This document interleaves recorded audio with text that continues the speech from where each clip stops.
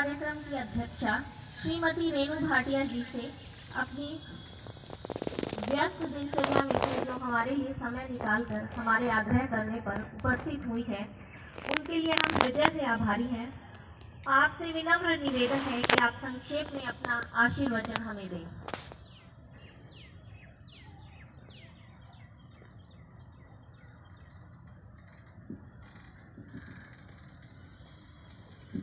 भारत माता की। सबसे पहले मैं मंच को वंदन करती हूँ। वंदना दीदी इतनी दूर से हमारे बीच आई हैं। सुनीता जी, जिन्होंने आप सबको 15 दिनों तक लगातार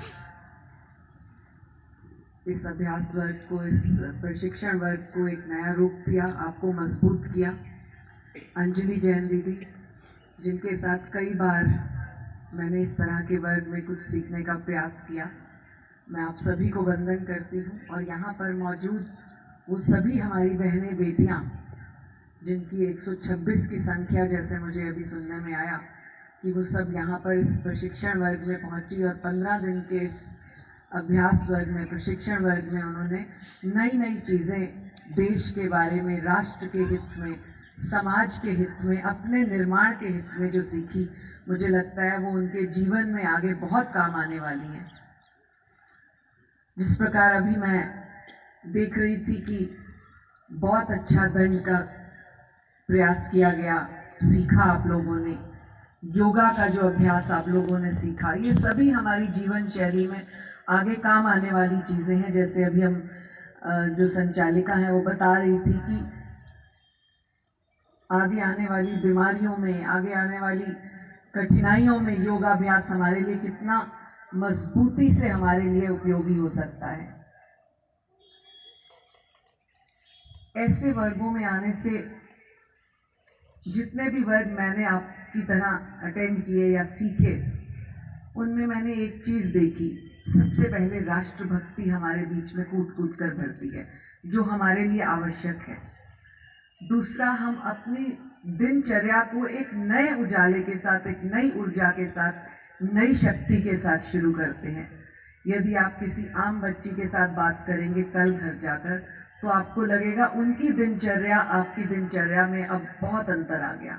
आपको लगेगा कि आपने इन 15 दिनों में पता नहीं कितनी पुस्तकों का ज्ञान, कितने ही वर्गों का ज्ञान आपने इन 15 दिनों में लिया। ये आप खुद अनुभव करेंगी, जैसा मैंने भी हमेशा अनुभव किया।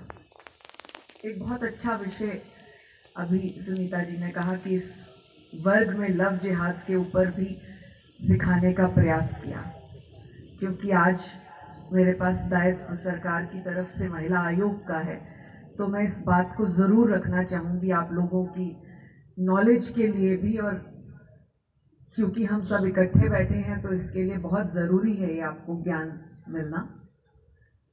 हम यहाँ से बाहर निकले इस वर्ग से तो इस बात की और पूर्ण ध्यान दें कि जो हमने लव जिहाद पर सुना है, पढ़ा है, देखा है, सीखा है यहाँ पर, उसको हमने कैसे टैकल करना है।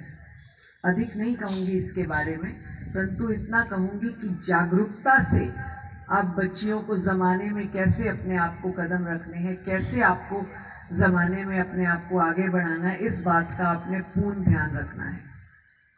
अपने देश को कहीं क्षति ना हो, अपने समाज को कहीं क्षति ना हो, स्वयं को कहीं क्षति ना हो जाए, इन बातों का ध्यान रखते हुए हमें आगे बढ़ना है।